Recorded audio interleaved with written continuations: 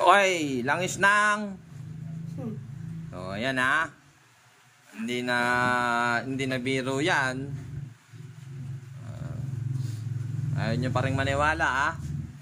Pangilan na to? Langis ng Vlogger. Oh, ayan ha. Yun din ang ginamit dito. Pare-pares lang ang ginagawa natin. Mga sunod-sunod na yan. Lalabasan na. Kasi nga, ang epekto ng langis is long term. Hindi naman yan porky gumamit yan ng langis na yan 2 beses, 3 beses. Lalabas na agad yung epekto. Hindi po. Matagal. So, eto. Ayan o. So, dinala to motor na to dito. Ayan, napakaingay na. Plus, langis ng Vlogger. Kasi version 3, bago lang to, 8 months. Bago 8 months eh, no? Hindi, bago pa naman talaga yung motor.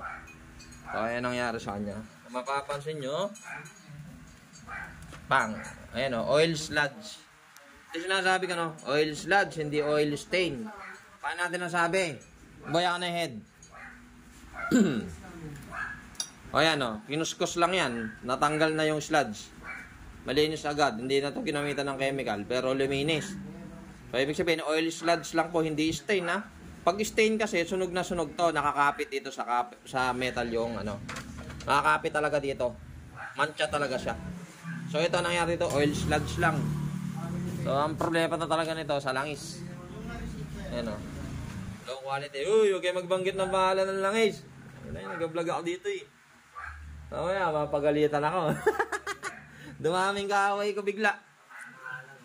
Ayan. Nangyari po sa kanya, sira lahat. Sira ang kanyang camshaft. Ayan o, gas-gas na gas-gas. Sira yung camshaft niya. Sira ang kanyang tensioner.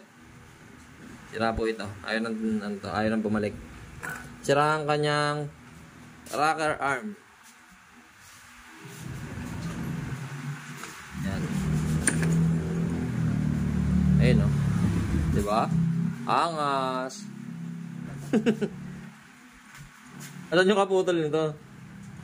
Hindi naman sa loob lumayan na laglag, no? Okay, good. Ayan, durog. Ayan po. Durog.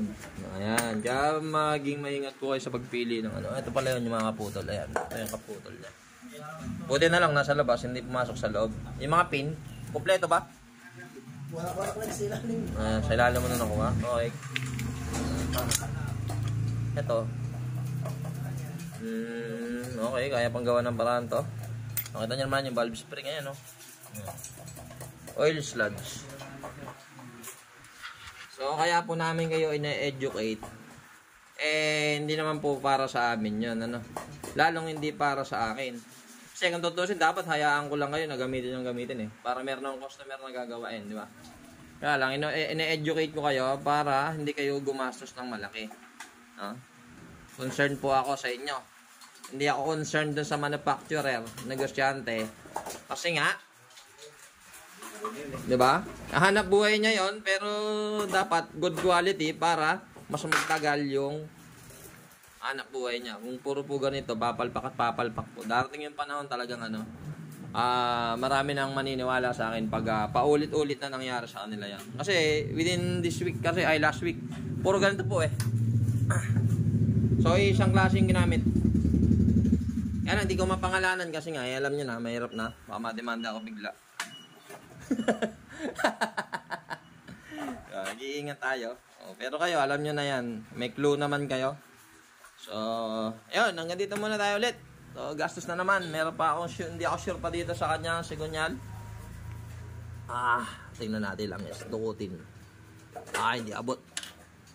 Ayan o, grabe.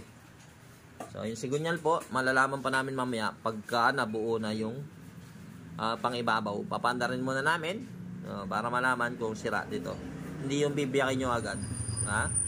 Unti-unti lang po, from head block to sigunyal. Ganun po yung sunod-sunod yung sequence nung pag-check po niyan.